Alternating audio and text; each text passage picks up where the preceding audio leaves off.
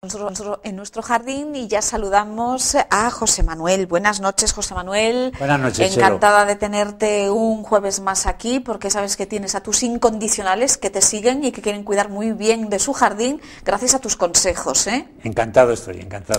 Bueno, vamos a ver, termina febrero, de hecho estamos ya en el penúltimo día de febrero y estamos a las puertas de un nuevo mes y prácticamente de una nueva estación, del mes de marzo, así que llega la primavera y supongo que tendremos que prepararnos. Si nos hemos estado preparando durante estos meses anteriores, en la primavera, que es cuando todo brota, es como una eclosión de color, mucho más nos tendremos que poner a punto nuestro jardín, ¿no? Sí, es lógico, y ahora es el momento ya de las prisas. Normalmente hemos hablado de labores anteriormente, de labores que hay que hacer en el jardín, y en este momento lo que tenemos que hacer es eso también.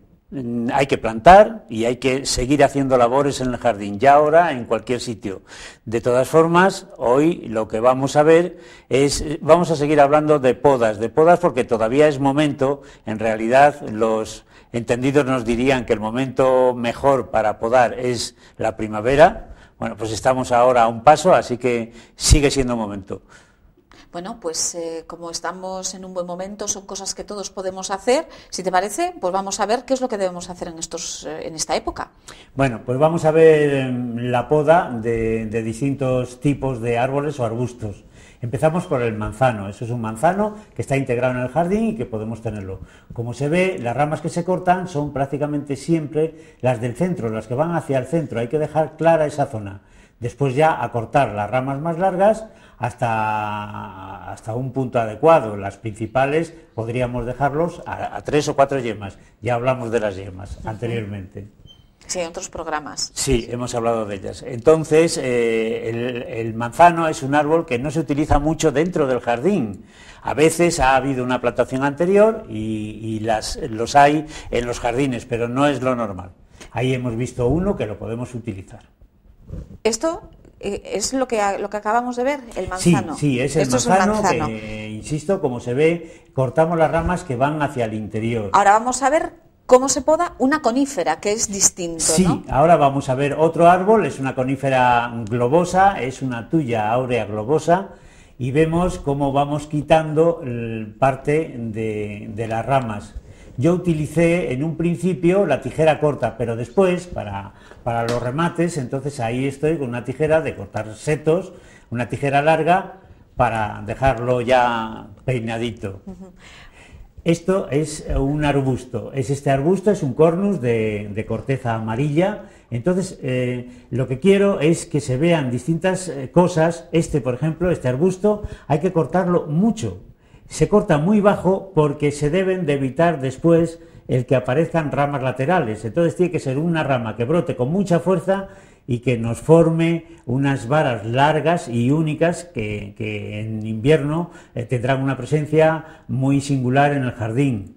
Ahí vemos cómo queda muy corto el arbusto. Uy, qué bonito este rosal trepador. Esto es un rosal trepador, no se corresponde con lo que tenemos ahí, y quiero que al final vemos que van desapareciendo ramas y al final se van a ver 3 flechas que apuntan a 3 ramas distintas que están fuera de lugar y que las vamos a acoplar. Ahí las vamos atando, las bajamos, las dejamos en abanico, como ya dijimos en los rosales trepadores, y entonces firmes, sujetas a un soporte que en este caso es la valla del jardín.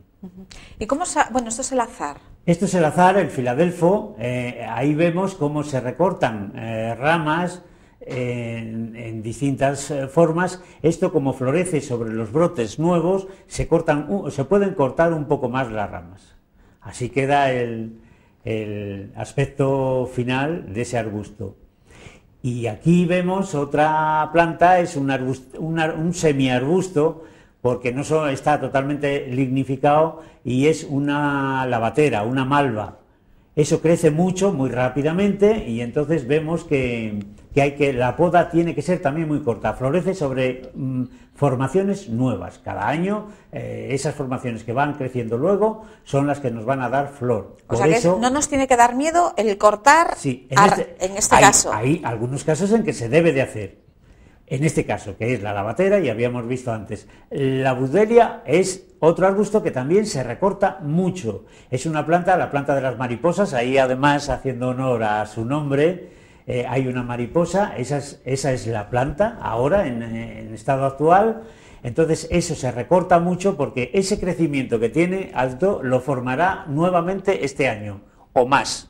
Como las raíces no las cortamos y esas quedan debajo del terreno, pues la formación que va a tener después va a ser incluso superior a la que ha tenido el año anterior. Claro, José Manuel, tú porque estás muy acostumbrado a trabajar con las plantas y en el jardín, pero a mí la sensación que me da cuando se ve esa poda tan radical es que la pobre planta va a desaparecer, ¿no? Sí, pues en cambio, todo lo contrario, va a surgir con más fuerza. Va a surgir con más fuerza y de hecho eso depende siempre de la formación. Ocurre en los rosales. Los rosales florecen sobre formaciones del mismo año. Entonces se suele cortar corto. Ya hablamos de los rosales de té, que hay que cortarlos a 3 yemas.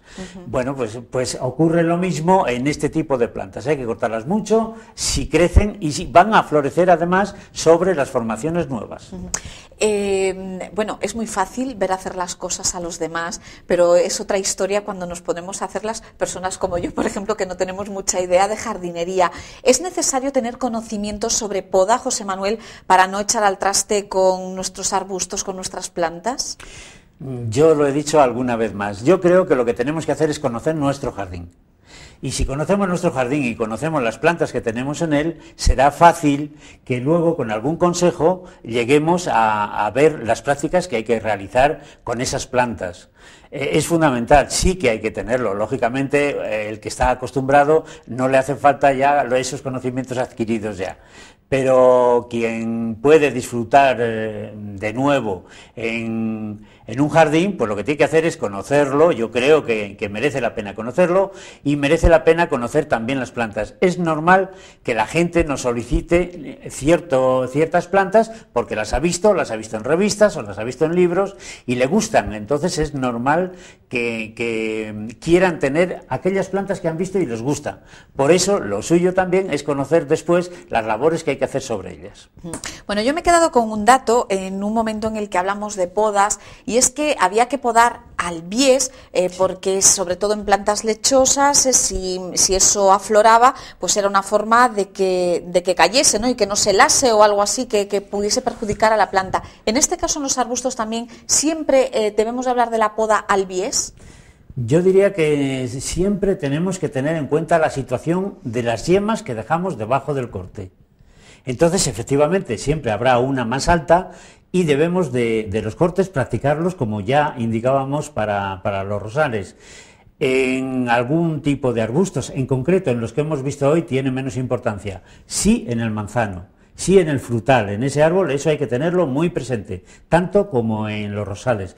Pero en los otros arbustos la verdad es que ya es algo diferente porque abajo en las ramas suele haber muchas yemas juntas, entonces es ya difícil discriminar unas y otras, por lo tanto, pues lo que se hace es dar un corte, aunque sea plano.